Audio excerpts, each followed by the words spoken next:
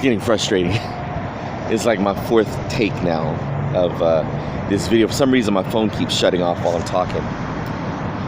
I just cleared out some videos, so hopefully it won't do it this time. Okay, so let me try to get quick and to the point.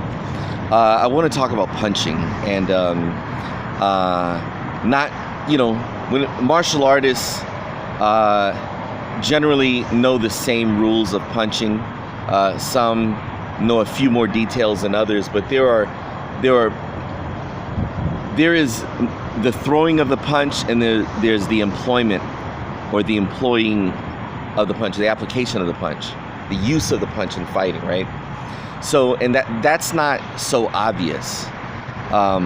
You know, a lot of martial artists kind of come up with ideas in the laboratory where they think up concepts, but they hadn't gone out there and used it, and so excuse me, it's not a matter of things, do they work or not, it's understanding how they work, you know what I'm saying? And so, you know, everybody talks about like when I refer to recovery of a punch, I throw a punch, hand comes back to the face. Everybody knows that. That's like punching 101. But when it comes to throwing the punch and recovering from the punch, and it's not just punch, but kicks and everything, is putting yourself in a position to be able to either punch again or defend. That's what I mean by recovery. It's more than just pulling the hand back to the face. You know what I'm saying? So you know how they say you throw a punch and the hand's, you know, you throw a punch and the hand's got to come right back? There are a lot of people who break that rule. And guys who don't understand fighting don't understand the breaking of the rule and how it's helpful. I'll give an example.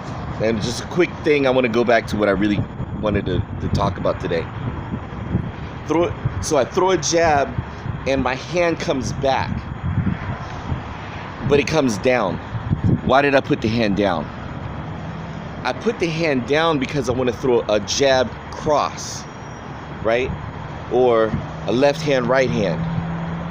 But the way a textbook guy would throw it is right hand, left hand, jab, cross. I'm gonna throw this at you. Jab, cross. What was the difference? The difference is I threw my jab. Once I throw that jab, I brought my head to the outside. Why is that? Because at the same time I jabbed, I dropped my hand. Why is that? Because earlier in the fight, I noticed that when I jab, the guy blocks the jab and he pops right back. So if I jab and bring my hand back to throw the left hand, and he blocks the jab and then counters right away, by the time this is on its way out, boom, I'm right in line of that.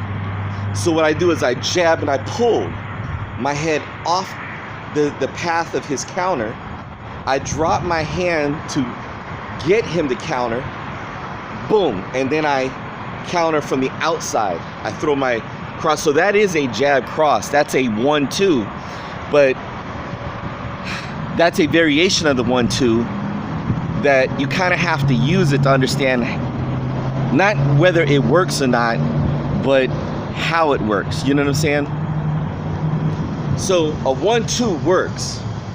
It does not work on a guy who knows how to break your rhythm. Meaning, I know a jab goes this way, this way. I know I have a very small gap to counter. So when he throws the jab, I slip, I put my hand up, but as soon as that jab comes out, boom, my counter comes out before his counter. While his counter is coming out, I beat him to it. So the jab cross is what you call a 1-2 is not a textbook 1-2. It's I guess you would call it a 1-slip-2, meaning 1-slip-2. And the slip is where I'm anticipating the counter. Okay. Then you have another type of 1-2, a jab cross, where I jab, boom, and then I cross this way. Okay, of course you notice me moving on my head out the way. But what was the purpose of that? What was that? I jabbed and I paused, then I threw the cross. Why did I pause? Because when I jabbed, the guy leaned back, and when he came back towards the front, that's when I hit him with the right, and we hit him with the left. So what happens is, if I threw the textbook jab cross, so when I jab, he leans back. When I cross, he's on his way back in. I'm in trouble now, because what he did was he used what's called a pull counter. That jab comes, he leans back to get away from the jab. As the right hand is coming out, he lets it just miss by a fraction of a second. If I fight a guy and I get popped 1 or 2 times, I know I can't use that textbook 1-2. Many martial artists only use textbook 1-2. Matter of fact, well, I wouldn't even say boxers, because this knowledge is pretty common in a boxing gym, but you kind of have to know which one to use. You have to know all the variations. You have to have used them enough to know how to use them and to kind of pick which one to use. You know what I'm saying? So with that basic jab cross, there's several ways to throw it. That's my point. So anyway, that being said, the variations work off of timing. They work off of strategy, like responding to what the opponent does. They work off of head movement, and not head movement the way people think of head movement. I would say probably head placement, right? I'll give you an example. Throw a jab. There are basically 3 places my head could sit when I throw a jab. Right here in the center, right here from the outside, right here from the inside, and then dropping it. Okay? So each one of those is a jab. What the head moving around when I throw that punch, what that does is it distracts the opponent. What happens is when you throw a punch, the opponent's not just sitting there waiting on a punch to come so you can block it. A smart opponent or an aggressive opponent is looking for an opportunity to fire back at you. So when you throw that jab, an experienced fighter knows how to block the punch or evade the punch and counter at the same time. If I jab with my head in the same spot every single time, and you know, I make fun of a lot of the fitness boxing guys and the, you know, CrossFit dudes, because they think they're teaching boxing, but they're teaching boxing like stuff, right? Because everybody teaches it that same way, jab. And you'll notice that some guys, every time they jab, their head is right here. A fighter would be like, man, I'd eat that motherfucker up. You know what I'm saying? So what happens is when you jab, you have to practice all the different types of jabs, right? You don't just throw punches all the time, but you have to move that head around as you jab. And what this does is, by even the timing of how I throw the jab, it affects how the opponent receives the punch. When that punch comes, he may block it and try to counter at the same time.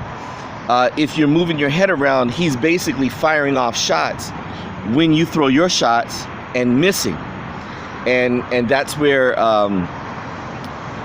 you're creating openings, you're creating opportunities to make him pay for it. You know what I'm saying? You throw the jab just to get his hands busy, just to get his head busy, but you move your head around to protect your head.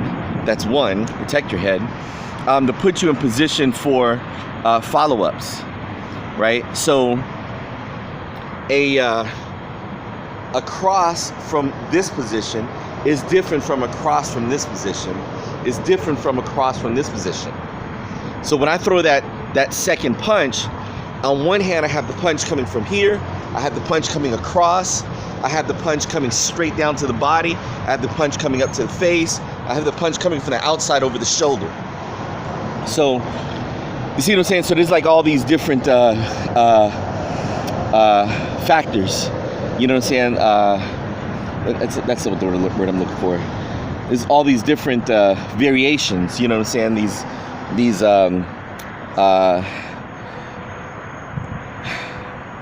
different uses, applications of the same technique. Jab cross thrown 8 million different ways.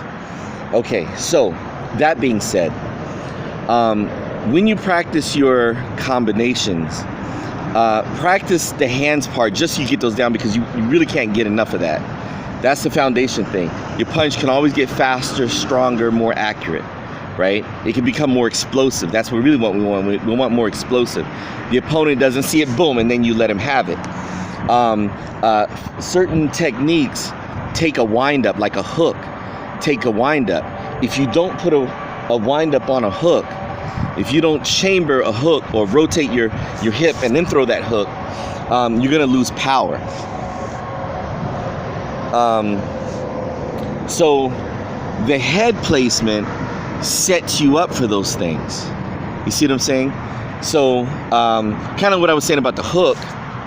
I could throw a hook, boom, just from here. I could throw it leaning back. I can rotate to the outside and then throw it in, right? And then I can also go across the center line as I throw the hook. Each one of those kind of counts on the head moving around.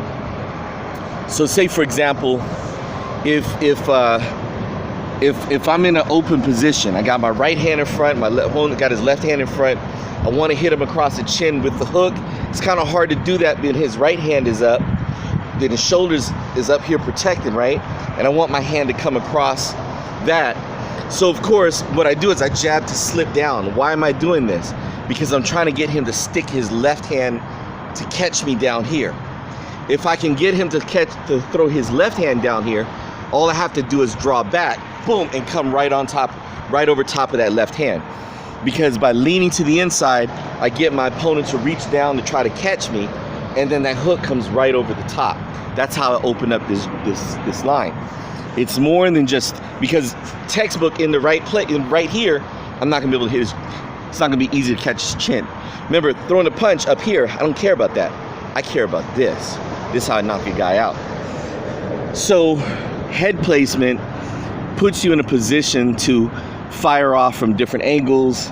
It also opens your opponent up to opportunities by getting him to attack you. But you have to practice these things so that you know what'll be coming at you from those different positions. You see what I'm saying? And then you can also put your head in places, almost like giving him a decoy. Give him something to search for, and then you move it. So, and then of course, when we're talking about like boxing, I know Kung Fu really doesn't talk about this, but in combinations, they say in combinations of more than 2 punches, the head should move 3 times. You see what I'm saying? So if I hit this guy with a jab cross, my head has not moved. If I hit him with a jab cross, but let's say I drop, I come up, jab cross, move it to the outside, move it to the inside, that's 3 times, right? I jab cross, so now this time I jab in place, head's in place, I cross to the outside, that's 2, and then I move my head back here and then counter again. So in throwing combinations, if I do like 3-4 combinations, the head should move, you know, at least 2 or 3 times, because that it moves the target around so that the opponent can't just stick his hands directly in front and catch you every single time, forcing you to have to block. By moving your head, you eliminate the need to block. You see what I'm saying? By moving your body in and out, you also eliminate the need to block, or you reduce the need to block. Okay? If someone throws a hook, if you throw in a powerful hook, you want to move the head at least twice, right? So it's more than just boom like that. I move, boom. So my head is moved twice. 1, 2. If you're engaged like in a really heavy fight, you move the head 3 times on 1 hook. Meaning, I slip, hook, bring it to the outside, inside, you know, moving the head back and forth.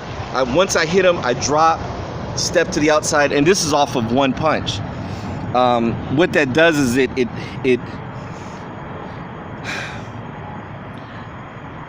confuses the opponent. and it gives you more opportunities to fire off punches. So I just wanted to get that out for now. I'll give you guys like more specific stuff. This is just what's off the top of my head right now. But just keep in mind that placing the head while throwing your punch combinations changes the dynamic of that punch or that punch combination. And it's not something that beginners should really be bothered with. That's why I'm not going to put this in martial science. But it's just something to think about. Still stick to those numbers so that you're developing the skill of throwing the punch. But just think, especially when we're talking about sparring and stuff like that, down the line, that's something you want to throw into the mix is the head movement. You know what I'm saying? And I'll try to simplify. It's been so long since I learned how to do this. I don't even know how to teach it. But it's something to think about when you're practicing where the head goes, right? So at least with the jab cross, I can jab with the head to the inside. I can jab with the head to the outside. I could jab with the head down, you know what I'm saying? Or jab with the head in place. Then when I throw that follow-up punch, this head doesn't stay right here. The head moves when I throw the punch. The head drops when I throw the punch. See what I'm saying? So there's different things. When I slip to the outside to throw the jab, I can actually cross from the outside, I can hit him from the outside and then circle around to come back at this angle, which changes the dynamic of the punch. So just keep those things in mind, and then kind of work them into your workouts or your practices. And then, like I said, I will try to come up with something simple to teach it. Okay. All right. Peace.